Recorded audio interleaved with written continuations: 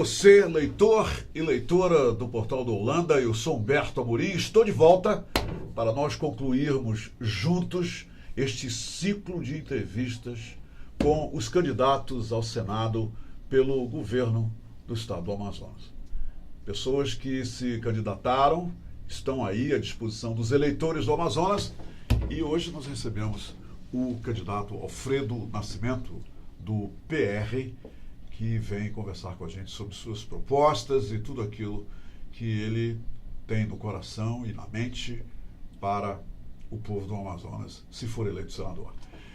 Alfredo Nascimento é um dos políticos do Amazonas com um vasto currículo, tanto no setor local como federal. Ele foi superintendente da SUFRAMA, foi prefeito de Manaus, foi também ministro do governo Lula, foi,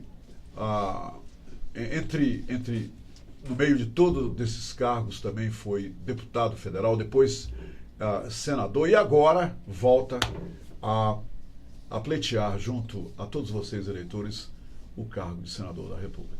E é com ele que a gente vai conversar a partir de agora. Aguarde só um instantinho. Eu volto já, tá? Fica aí, não vai embora não, tá bom?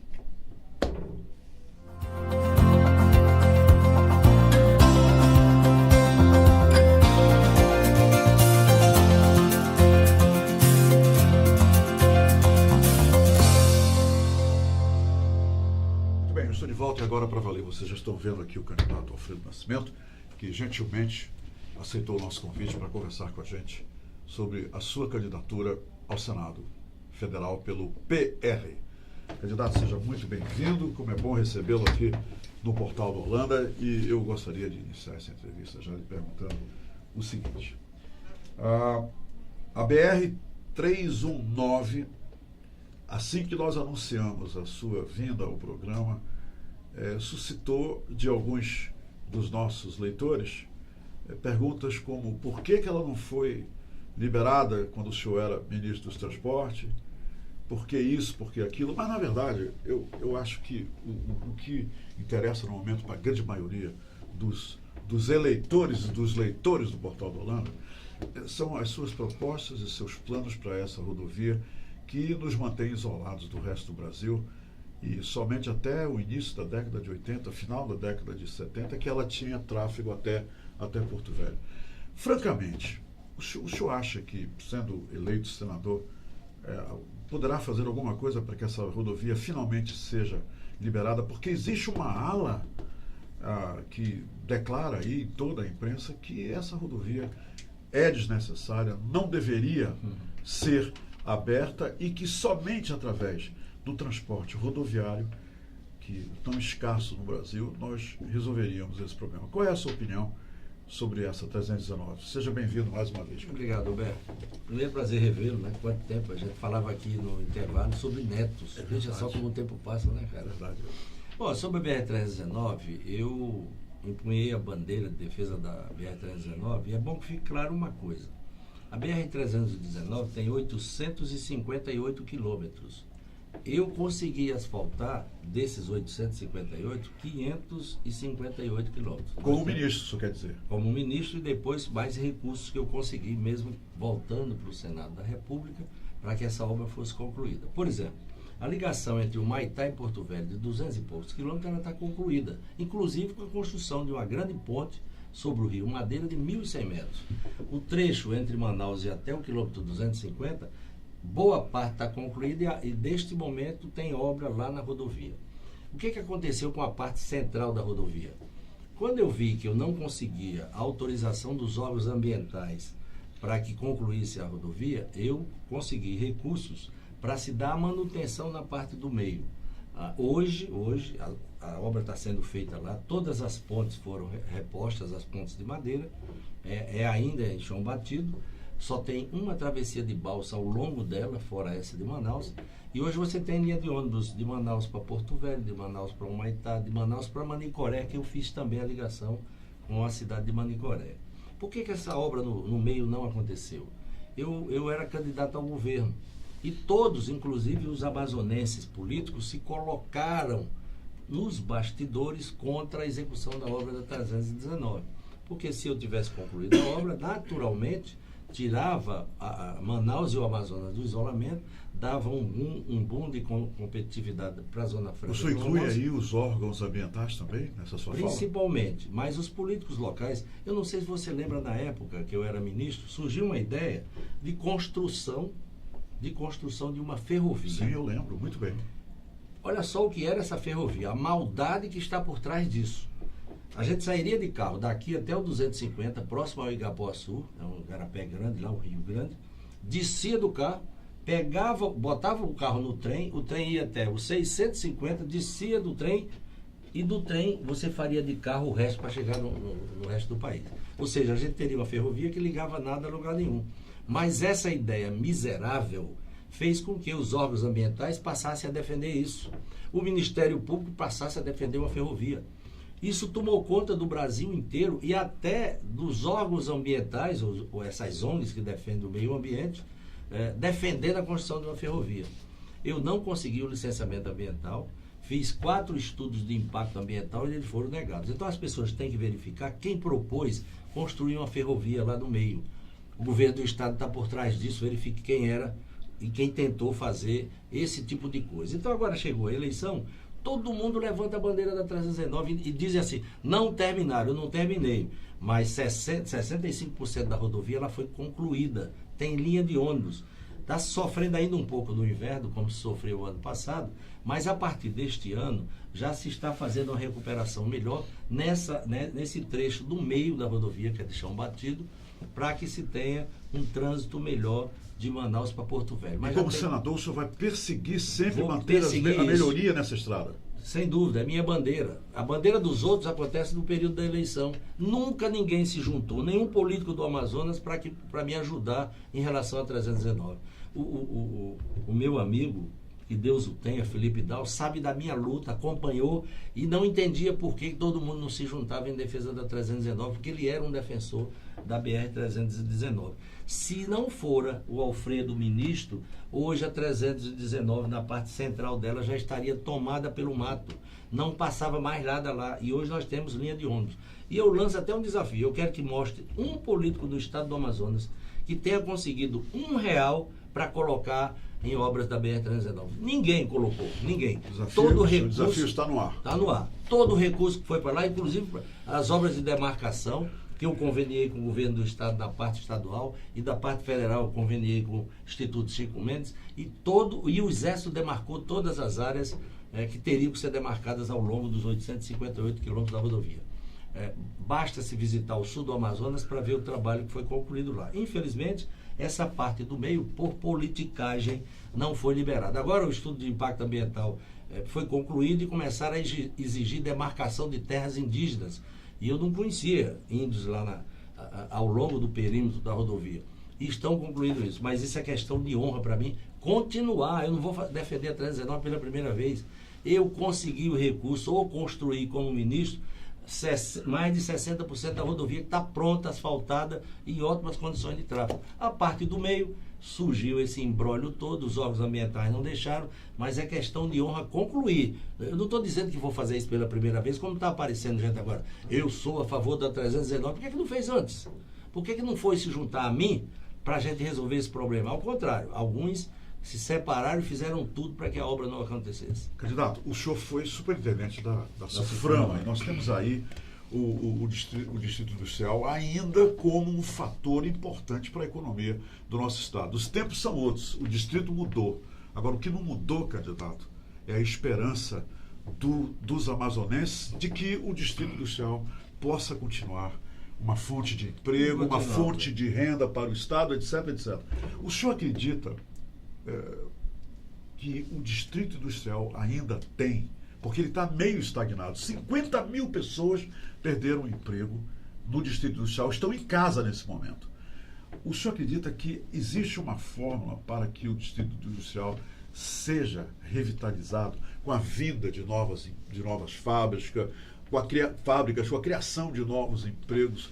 E porque a impressão que a gente tem é que o distrito está aí, o que está aí é o que está aí, e parece que não vai para frente. Perdendo O espaço. senhor concorda com essa concordo. pergunta e o que o senhor acha que deve ser feito para mudar Olha esse só, cenário? até com a experiência de quem foi superintendente daquele órgão, eu sei o que ele representa para o Amazonas. Ele é a nossa vida.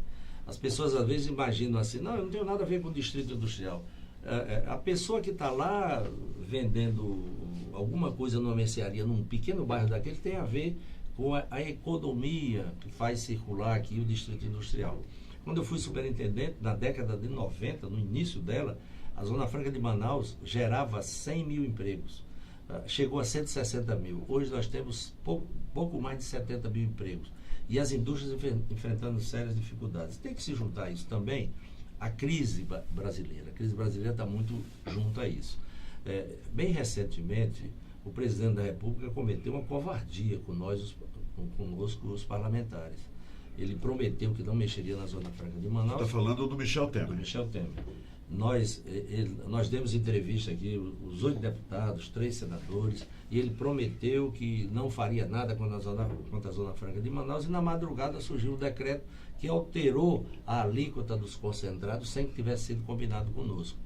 O Senado fez uma briga legal, ganhou de forma apertada, mas lá no Senado é mais fácil negociar.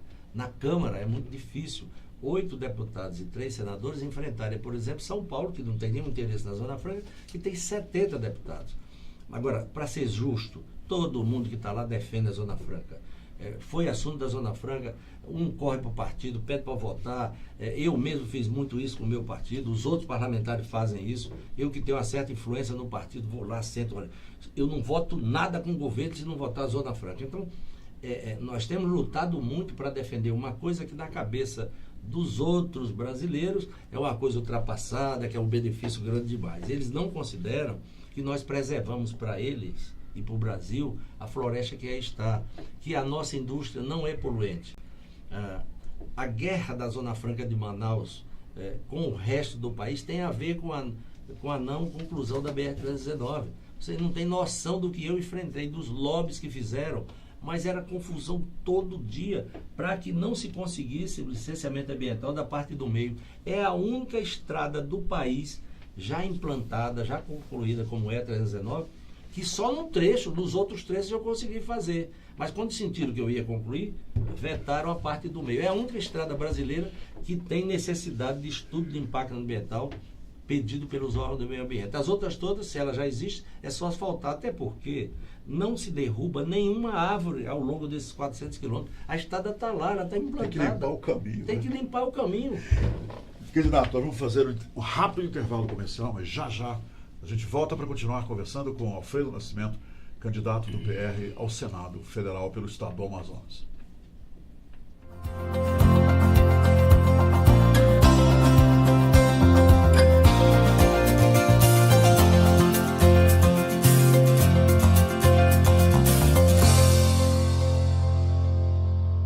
Volta para continuar entrevistando o candidato do PR ao Senado Federal, Alfredo Nascimento. Hoje em dia, lamentavelmente, nós temos um contingente enorme em todo o nosso país de jovens que nem estudam e nem trabalham. A juventude nem. Eu estava conversando hoje pela manhã com meu filho, que tem 18 anos e está cursando biotecnologia na UFAM, e ele me pediu para lhe fazer essa pergunta. Que propostas o senhor tem para os jovens, levando em consideração, primeiro, isso ele realçou, como ele, milhões de jovens no país hoje vão votar pela primeira vez. Ele vai votar pela primeira vez. O que o senhor pode dizer para ele e os seus pares com 18 anos de idade para convencê-los de que realmente, como senador, o senhor vai conseguir fazer algo, primeiro para diminuir esse número absurdo de jovens que não estão na escola, nem estão trabalhando, os nenéns. E segundo, para incentivar as pesquisas, incentivar o desenvolvimento e a garantia dos centros de excelência no Brasil. Como é o nome do seu filho? Nicolas Artanes. Nicolas. Olha, Nicolas, falando para você e para os teus colegas que têm essa faixa de idade, que estão começando a vida, a gente tem que fazer uma mudança estrutural no país. O meu velho pai dizia que, principalmente o filho do pobre, ninguém tem caminho nenhum sem educação, né? Sem estudar, sem ter uma educação de qualidade. O meu velho pai dizia que se o filho de pobre, que era o nosso caso, não estudar, não tem futuro na vida. E ela é um homem com pouca instrução, mas enxergava isso já há muito tempo atrás. Nós temos defeitos estruturais no país. Se a gente não investir em educação, essa geração de emprego que ocorre lá na ponta, ela é fictícia, ela é passageira. Hoje a gente tem uma distribuição de recursos muito injusta. 60% de tudo que o país arrecada fica com a União, para prestar nenhum serviço. Basicamente para passar o dinheiro quando quer, fazendo política com isso, não é? E ficando com 60% dos recursos. 25% pertence aos estados e 15% pertence aos municípios. Então fica aquela briga. Vamos aumentar o percentual da saúde, da educação. Tem que botar mais dinheiro para os estados e para os municípios. Esse dinheiro, quando chega, que sai da União e vem para cá, mais poder político tem o estado de São Paulo, por exemplo, consegue muito mais do que o Amazonas. Aquilo que está fora do que está previsto para a educação. Então, essa equação tem que ser alterada. Só através dessa equação, mudando o percentual de distribuição de recursos, e isso o Congresso Nacional vai ter que fazer, vai ser minha bandeira no Congresso Nacional, redistribuir esse dinheiro. É o primeiro ponto. Chegando esse dinheiro lá na ponta, para a universidade. Olha a crise que está. Nós tivemos hoje um incêndio em São Paulo, uma coisa. Aliás, no Rio de Janeiro, o Museu Nacional, uma coisa, sabe, por conta de não ter dinheiro para fazer a manutenção. Receberam 54 mil reais esse ano. 54 mil reais esse ano. Entendeu? Agora, aquilo é repasse para a universidade, da universidade para passar para o museu. Quando chega lá, não chega quase nada. E não tem, nesse local, as pessoas não têm a visão da importância que tinha, né? Porque acabou o Museu Nacional. Então, é assim, essa redistribuição do dinheiro, ela tem que ocorrer. Em relação a Manaus, para a geração de emprego e renda, a gente tem que fortalecer a Zona Franca de Manaus na defesa dela, mas a gente tem também que pensar em outras possibilidades. A gente sempre fala, quando chega a campanha política, todo mundo diz, olha, tem que trazer para cá a indústria com produtos regionais, é isso, aquilo. Mas qual é o incentivo que é dado para isso? Por que a indústria vai sair lá de São Paulo para vir para cá, se lá está o centro consumidor? Se ela vem para cá e para chegar esse produto de volta, não tem infraestrutura para chegar. Durante 4 meses do ano, só se entra ou se sai com mercadorias aqui de avião. Por quê? Porque quando o rio baixa, o navio que sai daqui com os produtos da Zona Franca de Manaus, eles saem com metade da capacidade, com 50%, porque o rio não tem profundidade, não tem calado. Mas só que a empresa paga o navio inteiro. Ou seja, dobra o preço do que ele paga como transporte e encarece lá na ponta o produto. Então, a gente precisa primeiro corrigir algumas coisas aqui infraestruturais. E uma delas é a BR-319. Eu enfrentei essa dificuldade, gente por trás de tudo que é lugar, do Brasil e do mundo, para não fazer a parte do meio. Porque quando eles perceberam que eu iria concluir a obra, travaram a parte do meio para que ela não acontecesse. Então, essa geração de emprego, ela tem também muito a ver com a formação que se dá para o garoto, lá da base. Essa distribuição de dinheiro, ela tem que mudar. Não tem como continuar com isso. E o senhor vai lutar por isso. É minha bandeira. Um dos primeiros projetos que eu vou apresentar, mas não vou apresentar um projeto, porque eu apresentei para fazer número, não. Eu vou trabalhar esse projeto para a gente mudar a distribuição do dinheiro no Brasil. Como é que o senhor vê hoje o interior e como é que o senhor quer ver o interior do estado do Amazonas? Porque o quadro que se traça hoje do interior se resume a uma palavra: abandono. Abandono total. Abandono total. Fale um pouco sobre isso, candidato. Olha só, eu sou municipalista. O período que passei lá em Brasília, eu levei tudo que eu tinha de investimento para o interior do estado. Porque se em Manaus a coisa está ruim, no interior dá dó. Não tem atividade econômica em nenhum município do interior. Qual é o dinheiro que circula lá? É o dinheiro que paga aos funcionários da prefeitura, aos funcionários do estado, ao Bolsa Família e os aposentados. Essa é a economia de 100% dos municípios do interior. Não tem atividade econômica, portanto não tem geração de emprego. Eu entendo que é necessário, tanto o governo federal quanto o governo estadual, voltar um pouco o seu olhar para o interior para acabar com essa confusão. Eu estou visitando alguns municípios. A gente fala aqui em insegurança, várias propostas, todo mundo diz isso, aquilo e tal. Cara, é tão simples enxergar. Eu estive há cerca de um mês atrás na Tríplice Fronteira, Tabatinga, Atalaia e Benjamin. A cidade de Atalaia, por onde entra boa parte do tráfico da droga produzida na Colômbia e no Peru, passa tudo por ali, tem lá 6 policiais. Inclusive armas, né? Inclusive armas. Tem 6 policiais, um sargento, um cabo e 4 soldados. Um estava de férias e o outro dispensado. O carro dele estava quebrado. Eu fui lá olhar, o carro sem funcionar, o carro da polícia. E isso, pessoal, do lado brasileiro que está ali para proteger a fronteira. Proteger. Uma pistola tinha. E o sargento acumula o cargo de delegado. Ora, vem os traficantes com droga, com metralhadora, entendeu?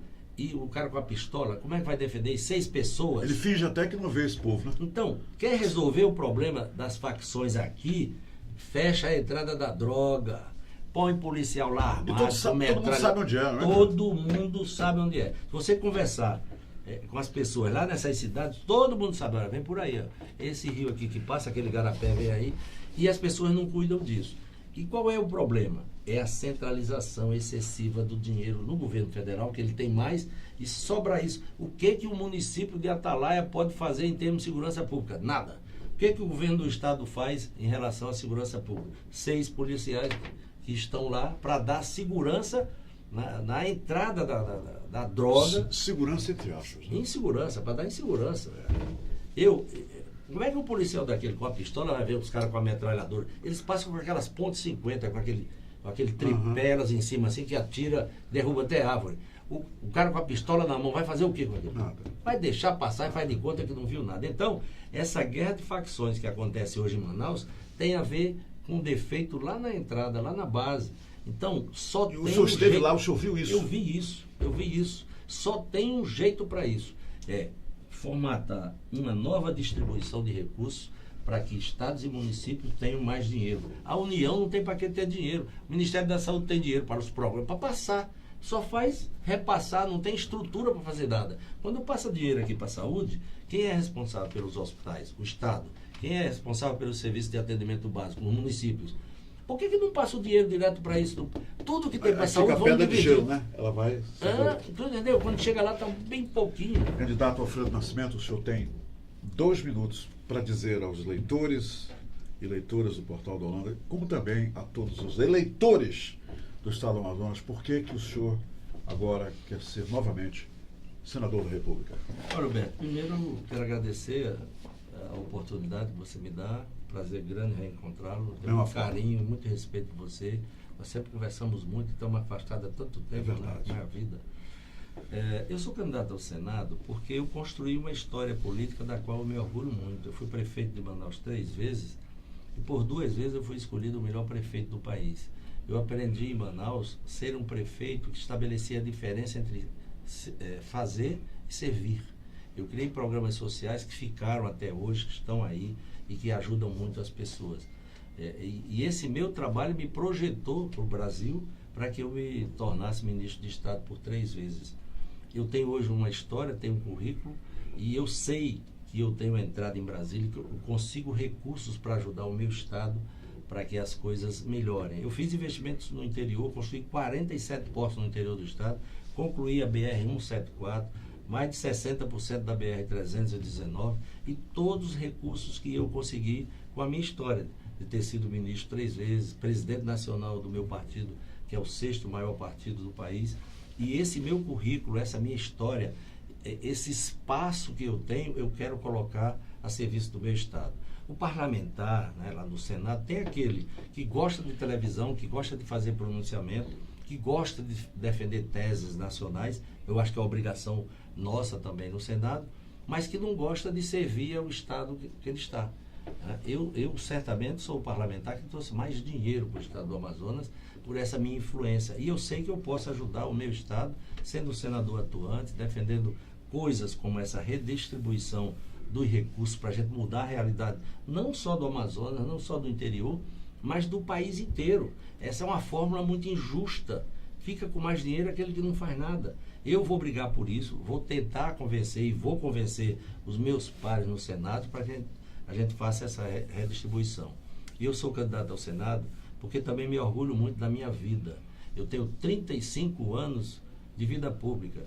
Passei por uma denúncia quando fui ministro, fui inocentado pela Polícia Federal, Ministério Público, Supremo Tribunal Federal e tenho atestado de bons antecedentes. O senhor é ficha limpa? Eu sou ficha limpa. 35 anos depois de ter sido tudo isso na vida, eu sou ficha limpa. Então, assim, infelizmente hoje a política nivelou por baixo. Todo mundo que faz política parece que é isso, é aquilo, que tem denúncia. Dá uma olhada na vida dos caras que são candidatos, né? Das pessoas que são candidatos, e vê o que ele fez, vê o que ele pode fazer, e veja também que comportamento ele tem. Eu tenho muito orgulho do que fiz, eu sou um homem limpo, graças a Deus, e vou continuar fazendo as coisas de forma republicana e fazendo a política do bem, a política do servir. Por isso eu peço o voto de você que está aqui nos vendo. O meu número é 222, sou candidato ao Senado. E dá uma conversada com as outras pessoas. Quem tem mais de 40 anos de idade, me viu como prefeito, sabe que eu fui um prefeito muito atuante, tanto que dentre mais de 5.600 prefeitos do Brasil, eu fui escolhido o prefeito mais efetivo, o melhor prefeito do país. Isso me projetou nacionalmente. Hoje eu tenho uma história, faço a boa política, gosto de fazer política, e faço sempre aquilo que é melhor para o meu Estado, não é? Eu quero continuar servindo ao meu Estado, por isso eu sou candidato ao Senado da República com o número 222 e peço o teu voto. Candidato Alfredo Nascimento, da mesma forma foi um prazer revê-lo depois de tanto tempo e eu lhe desejo boa sorte. Obrigado. E que a vitória lhe sorria e lhe abraça. Obrigado. Muito obrigado pela entrevista. Obrigado. Bem, minha gente, nós então concluímos hoje o ciclo de entrevista com os candidatos ao Senado pelo Estado do Amazonas. E eu gostaria de fechar esse ciclo dizendo o seguinte para vocês. A Cássia Regina me pediu para repetir aqui uma coisa que eu falei há 2 semanas. Eu mencionei no final de uma entrevista, depois que o candidato veio aqui, que se você vender o seu voto, se você trocar o seu voto, o político está lhe dizendo, sem usar palavras, mas com atos, que você é um otário. Porque quem troca voto por vale gasolina, por vale rancho, por vale seja lá o que for, ou mesmo por dinheiro, você está prejudicando não só a si mesmo, mas a toda a sociedade, principalmente a sua comunidade, aí no seu bairro. Porque esse político, depois que ele foi eleito, vai ficar morrendo de rir da sua cara. E ele vai fazer o que bem entender, porque o compromisso dele com você já está resolvido. Você deu o voto para, você vendeu o voto para ele e ele deu o rancho, o dinheiro, o vale, seja lá o que for para você. Pensem nisso. Obrigado pela companhia e que vocês elejam os melhores e votem com consciência, com seriedade.